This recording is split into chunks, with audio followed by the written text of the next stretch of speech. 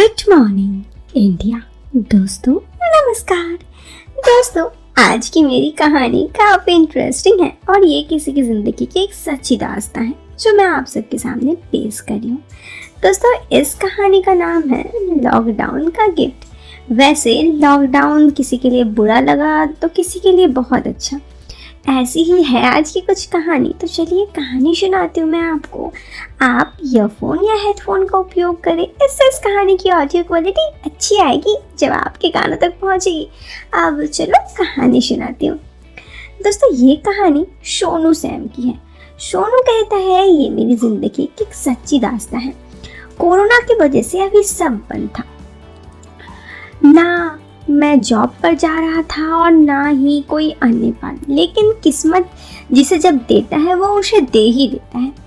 मैं इस लॉकडाउन में जिस शहर में फंस गया वो मेरे घर से 1500 किलोमीटर दूर था।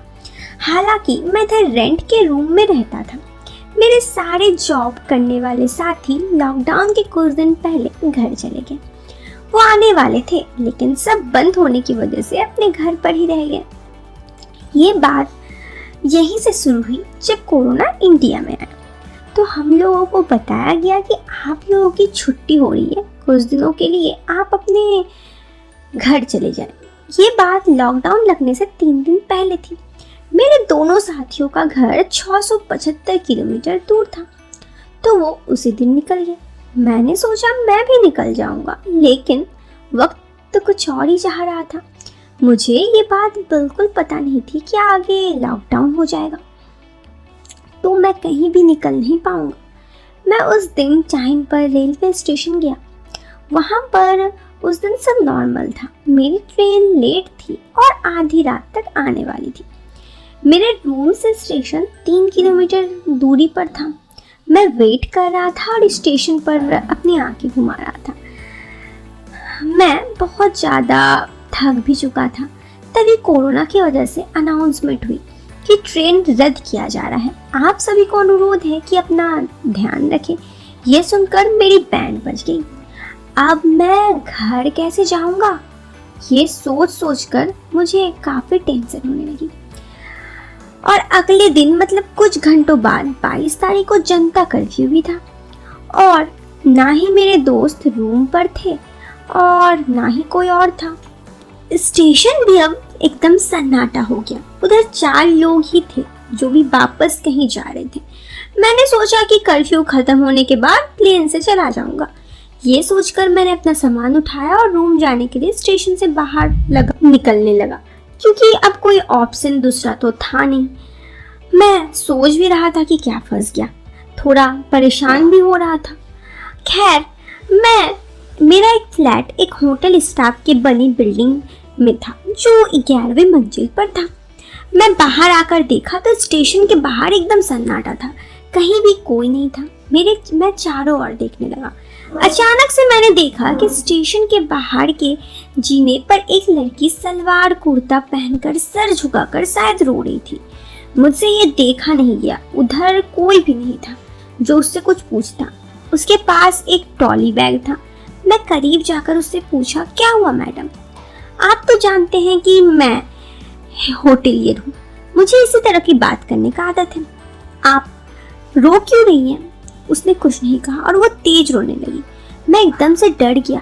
यार कहीं मैं ना फंस जाऊं, अगर पुलिस आई इसने कुछ गलत कह दिया तो मेरी तो वाट लग जाएगी। मैंने कहा ओके, नहीं बताना तो मत बताइए, मगर रोइए मत, मैं जा रहा हूँ। और वैसे ही भी आपको कुछ मिलने वाला नहीं है, कल कर्फ्यू है, सब बंद रहेगा।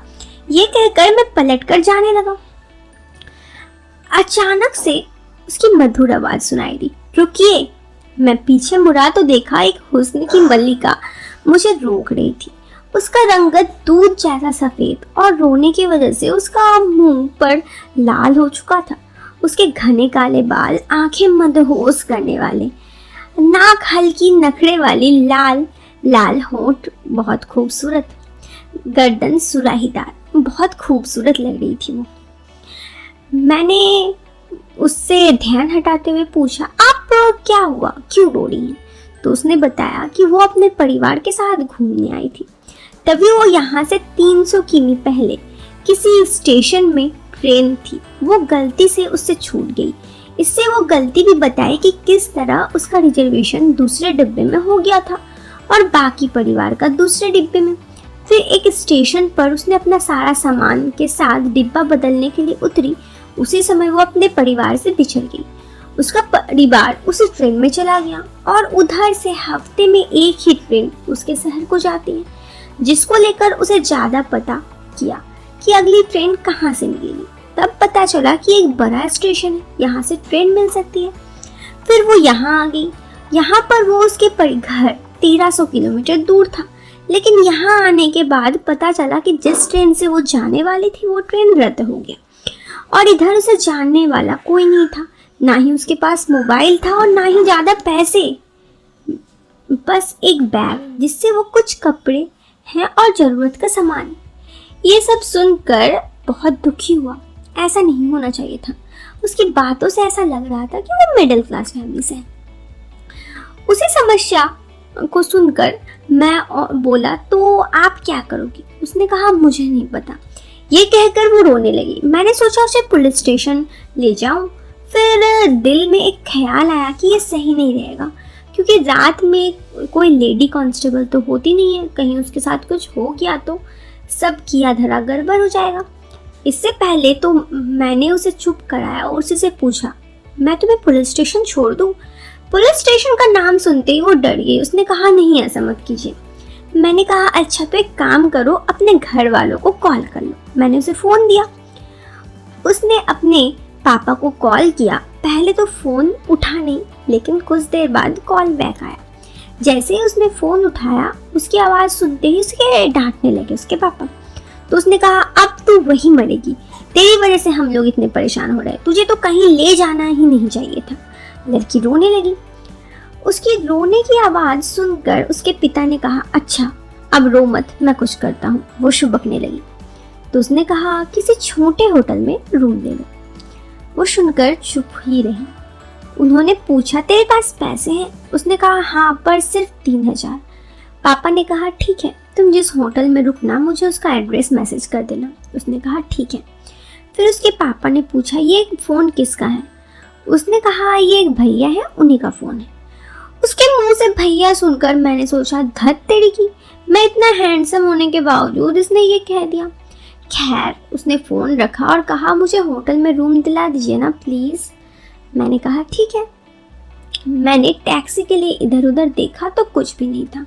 फिर सोचा कि ऑनलाइन बुलाता हूँ, मगर वहाँ से सब सेवाएं कैंसिल थी। मैंने उससे कहा, अब हमें पैदल चलना पड़ेगा। पहले मैंने सोचा कि स्टेशन के पास ही कोई रूम दिला देता हूँ। मैंने ऑनलाइन चेक किया तो सब फुल थे। पैदल जाकर देखा तो सब भरे हुए थे। मैंने सोचा कि अब तो रूम तक पैदल ही चलना पड़ेगा। रास्ते में कहीं कमरा दिला दूंगा। मेरे रूम से आधा किलोमीटर पहले कुछ होटल्स थे। उसने जब पूछा अब क्या करें, तो मैंने कहा, मेरे रूम के रास्ते में कुछ होटल है, वहाँ देखते हैं। हम इस समय सुनसान रोड पर थे। कहीं भी कुछ दिख नहीं रहा था। अंधेरा भी काफ़ी था। मैं अंधेरे में उसका हाथ उससे कहा, लाओ बैग में लेता हूँ। मैंने जानबूझकर हाथ थोड़ा अलग जगह किया। वो रुकी और बोली कि ये हाथ हटा लीजिए, ये मेरा पैर है। शायद मैं गलती से, मैंने कहा कि ओके सॉरी, मुझे लगा ये आपका बैग है। फिर वो फिर चलने लगी। उसने कहा, कोई बात नहीं, कहीं गलती हो जाती है। मैं उसकी बात सुनकर हैरान हो गया। अगर कोई और लड़की होती तो अब तो मुझे 2 चांटे लगा चुकी होती, लेकिन मुझे लगा शायद इसे मजबूरी में कोई लड़की भी ऐसा ही जवाब देती। कुछ पल बाद उसने कहा, बताइए मैं आपको किस नाम से पूछूं? मैंने कहा, और मैं आपको देखकर आपका नाम पूछना भूल गया। उसने कहा, मेरा नाम सिमरन सिंह है। मैंने कहा, राज वाला सिमरन? वो मुस्कुरा दी। आप रोइए मत, आप इतनी हसीन, जवान और खूबसूरत हैं, आप पर रोना अच्छा नहीं लगता। मुझे लगा वो शायद सामान्य हो रही है, क्योंकि वो थोड़ा शर्मा रही थी। उसका चलना भी धीरे धीरे हो गया। उसने अचानक से पूछा, आपका नाम? मैंने कहा, हाँ, मेरा नाम सोनू है और मैं यहाँ जॉब करता हूँ। मैं भी उसी ट्रेन से घर जा रहा था, मगर किस्मत देखो, घर न जाकर तुम जैसी हुस्न की परी मुझसे मिल गई। उसने टोका, अरे सोनू जी जाने दीजिए, आप भी किसी हीरो से कम नहीं है। मैंने थोड़ा फ्लर्ट किया, मतलब आप हुस्न की परी और मैं हीरो, तब तुम हमारे बीच कुछ हो सकता है। उसने टोका, मुझे भूख लगी है। मैंने कहा रुकिए। मैं बैग से चॉकलेट पड़ी थी, मैंने उसे दे दिया। वो चॉकलेट खाते हुए चल रही थी। उसकी हाइट मुझसे थोड़ी छोटी थी, मेरे गर्दन तक आ रही थी। मैंने उसका बैग लेकर चल रहा था। मैंने उससे पूछा, आप कौन सा परफ्यूम लगाती हैं? उसने कहा, मैं परफ्यूम नहीं लगाती। मैंने कहा, ये महक। उसने कहा, ये नेचुरल है। मैंने कहा, आप झूठ बोल रही हैं। उसने बात काटते हुए कहा, देखो होटल। मैंने कहा, हाँ चलो। रात खत्म होने वाली थी, सुबह के करीब 4 बजने वाले थे। हम फिर होटल रूम में पहुंचे, मगर वहाँ भी रूम खाली नहीं था। आखिरी होटल से जब बाहर निकले तो वो फिर उदास हो गई। मैंने कहा, क्या हुआ? उसने कहा, अब मैं क्या करूं? मैंने कहा, कोई दिक्कत नहीं है, अब तो बस एक ही काम कर सकते हैं। उसने पूछा, क्या? मैंने कहा, आज रात तुम मेरे रूम पर रुक जाओ, वहाँ वैसे भी मैं अकेला हूँ। उसने कुछ देर तक सोचा और कहा, ठीक है, लेकिन कल मुझे होटल में रूम दिला देना। मैंने कहा, ठीक है। उसे देखकर मैं भूल गया था कल तो कर्फ्यू है। हम दोनों रूम में जाकर उसे नींद आ रही थी। जब हम अपार्टमेंट पहुंचे तो नाइट वाले गार्ड नया था। उसने पूछा, कहाँ जा रहे हो? मैंने कहा, भाई तुम नए आए हो क्या? गार्ड ने कहा, हाँ अभी 3 दिन पहले आए। मैंने उसे बताया, मैं होटल का स्टाफ हूँ और ये मेरी दूर की रिश्तेदार है। तो उसने नमस्ते की और हम दोनों फ्लोर के लिए आगे चल पड़े। लिफ्ट से पहुंचकर मैंने अपना रूम खोला। जब उसने अंदर देखा तो कही, अरे ये तो हमारे घर से भी बड़ा है। मैंने कहा, अपना ही घर समझो। मुझे एक बात तो पूरी तरह समझ आ चुकी थी कि वो बहुत सीधी और भोली लड़की थी। मैं सिमरन का सामान अपने कमरे में ले गया और एक तरफ रख दिया, क्योंकि मेरे साथियों का रूम लॉक था। अब केवल मेरा रूम, 2 बाथरूम, किचन और एक हॉल ही खुला था। हॉल में टीवी, सोफे सब लगे थे। मैंने उसे अपने रूम और बाथरूम दिखाया और कहा, अगर फ्रेश होना है तो चेंज कर लो। तो ये रहा बाथरूम। उसने कहा, ठीक है। मैं भी फ्रेश होने दूसरा बाथरूम चला गया। करीब 20 मिनट बाद मेरा रूम का दरवाज़ा नॉक किया। उसने कुछ देर बाद रूम खोला। वो काफ़ी खूबसूरत लग रही थी। मैं उसमें खो गया, क्योंकि स्टेशन पर देखा वो उससे भी ज़्यादा खूबसूरत लग रही थी। वो पिंक कलर की टी शर्ट और एक वाइट कलर की शॉर्ट्स में बहुत ही खूबसूरत लग रही थी। दोस्तों सच कहूँ तो मैं उसे देखकर एकदम पागल सा हो गया था। दोस्तों सिमरन के साथ आगे क्या क्या हुआ और हम दोनों की बात कैसे बढ़ी इस लॉकडाउन में, यह आपको इस कहानी के सेकंड पार्ट में बताऊंगा, जो एकदम सच है। तो क्योंकि ये वीडियो काफ़ी लंबी हो गई है तो इस वीडियो से अलविदा लेता हूँ। दोस्तों मिलते हैं फिर एक नए वीडियो में। वीडियो पसंद आए तो वीडियो को लाइक करने के साथ चैनल को सब्सक्राइब करें। तब तक के लिए दोस्तों bye bye, take care, bye.